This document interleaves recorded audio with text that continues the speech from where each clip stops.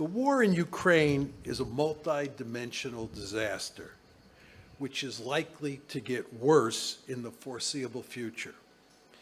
When a war is successful, little attention is paid to its causes, but when the outcome is disastrous, much attention is paid to the origins of the conflict. People want to know, how did we get into this terrible situation?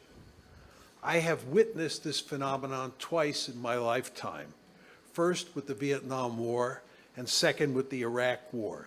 In both cases, Americans wanted to know, how did their country miscalculate so badly?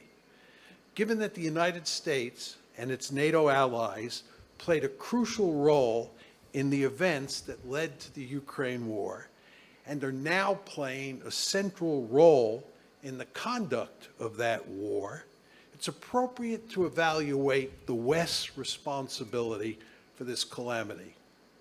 I want to make two main arguments today.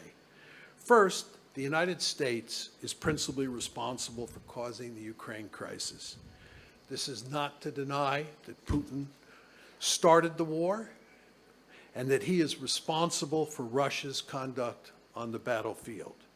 Nor is it to deny that America's allies bear some responsibility, but they largely follow Washington's lead on Ukraine.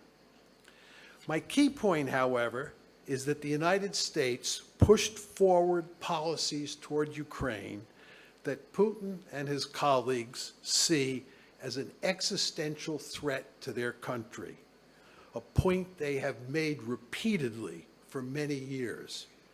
Specifically, I am talking about America's obsession with bringing Ukraine into NATO and making it a Western bulwark on Russia's border. The Biden administration was unwilling to eliminate that threat through diplomacy and indeed recommitted itself to bringing Ukraine into NATO during 2021. Putin responded by invading Ukraine on February 24th of this year.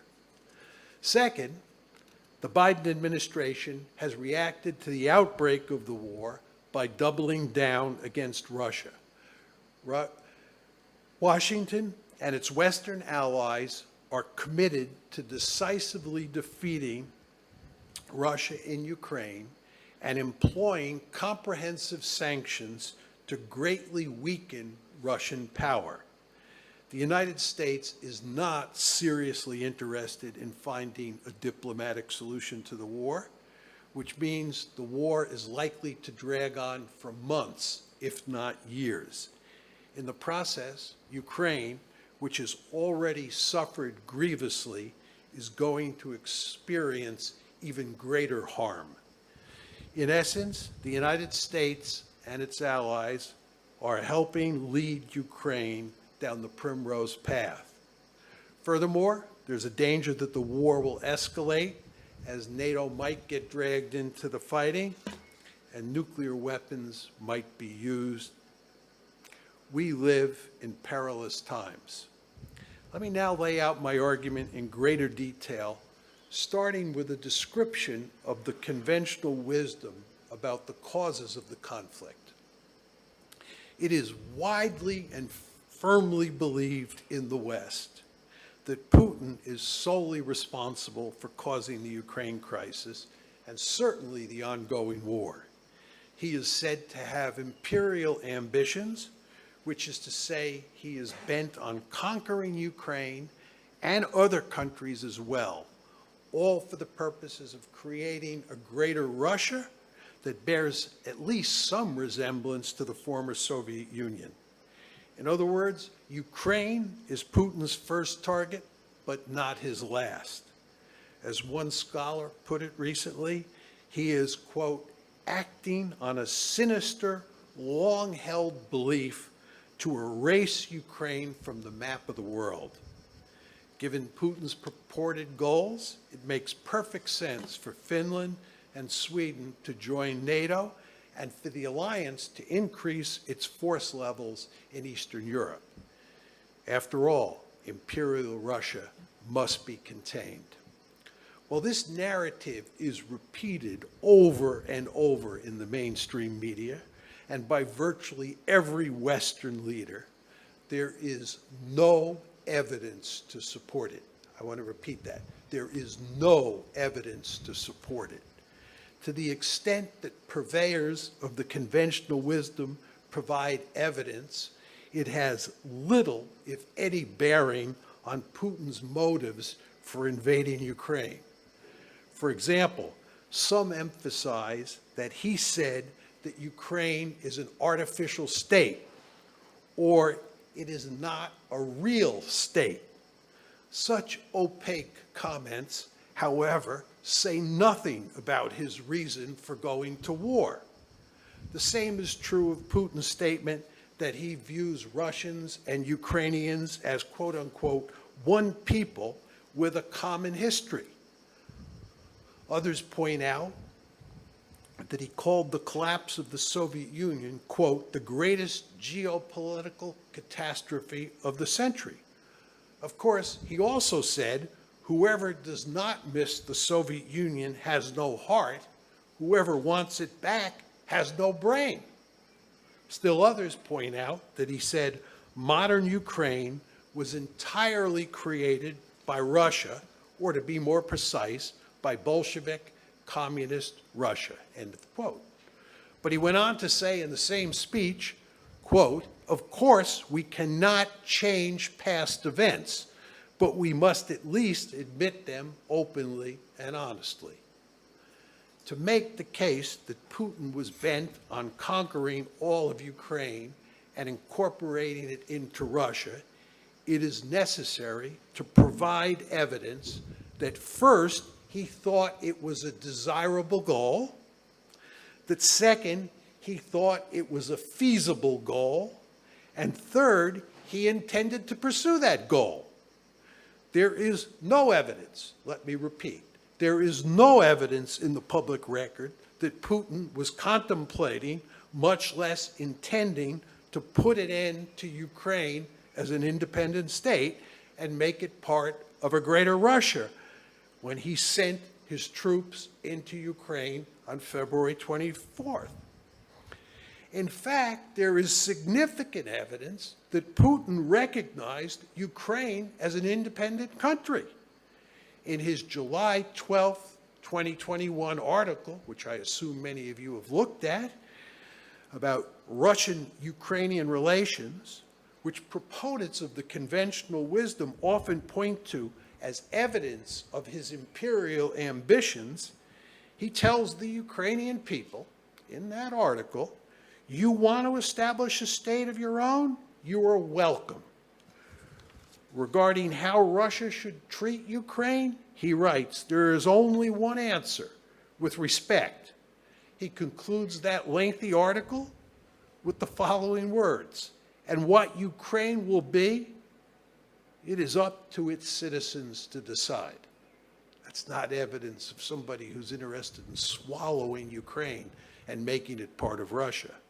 In that same July 12th, 2021 article, and again in an important speech he gave on February 21st of this year, Putin emphasized that Russia accepts, quote, the new geopolitical reality that took shape after the dissolution of the USSR.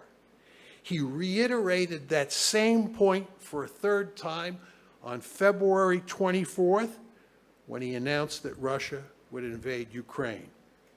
He also made it clear that it is not our plan to occupy Ukrainian territory and that he respected Ukrainian sovereignty, but only up to a point.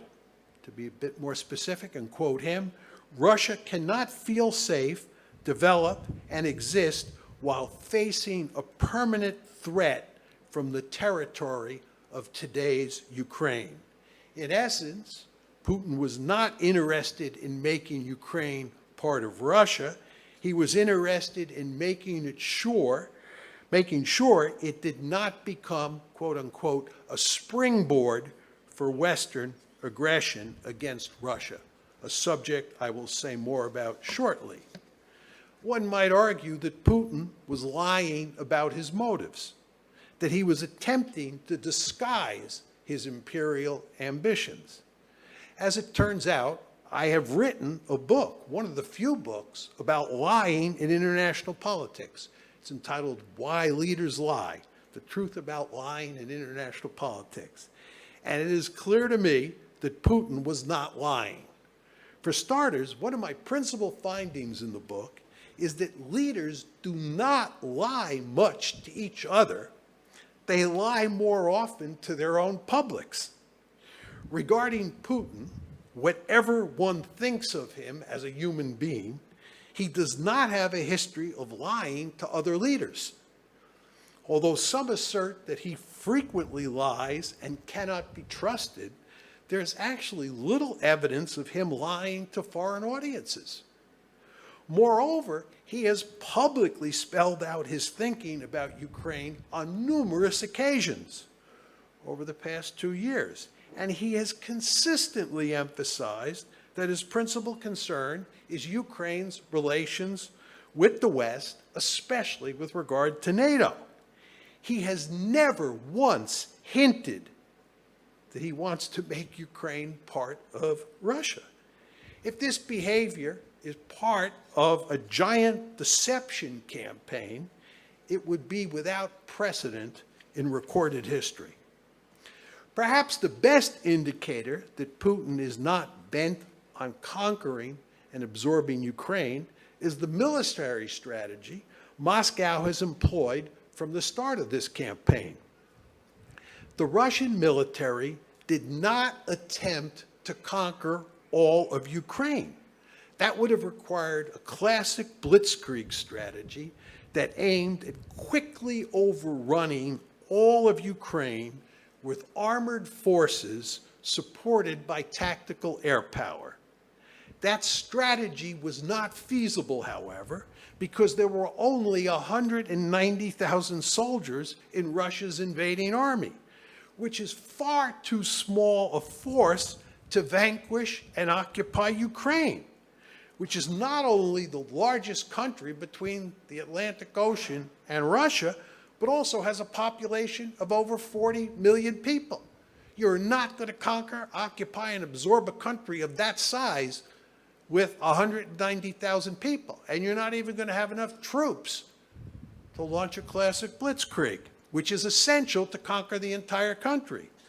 Unsurprisingly, the Russians pursued a limited aim strategy, which focused on either capturing or threatening Kyiv and conquering a large swath of territory in eastern and southern Ukraine.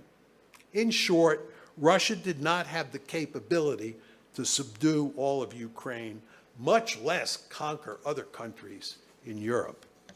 To take this argument a step further, Putin and other Russian leaders surely understand from the Cold War that occupying countries in the age of nationalism is invariably a prescription for never-ending trouble. The Soviet experience in Afghanistan is a glaring example of this phenomenon. But more relevant for the issue at hand is Moscow's relations with its allies in Eastern Europe during the Cold War. The Soviet Union maintained a huge military presence in that region and was involved in the politics of almost every country located there. Those allies, however, were a frequent thorn in Moscow's side. The Soviet Union put down a major insurrection in East Germany in 1953.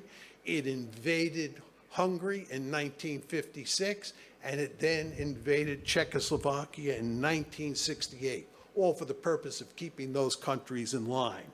There was serious trouble in Poland in 1956, 1970, and 1980 to 81. Although Polish authorities dealt with these events, they served as a reminder that intervention might be necessary. Albania, Romania, and Yugoslavia routinely caused Moscow trouble, but Soviet leaders tended to tolerate their misbehavior because their location made them less important for deterring NATO. What about contemporary Ukraine?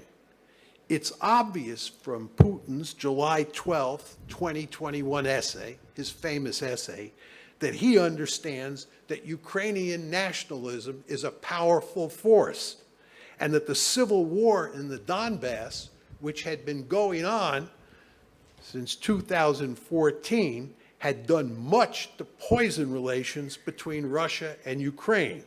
He surely knew that Russia's invasion force would not be welcomed with open arms by Ukrainians, and that it would be a Herculean task for Russia to subjugate Ukraine if it had the necessary forces to conquer the entire country, which it did not have.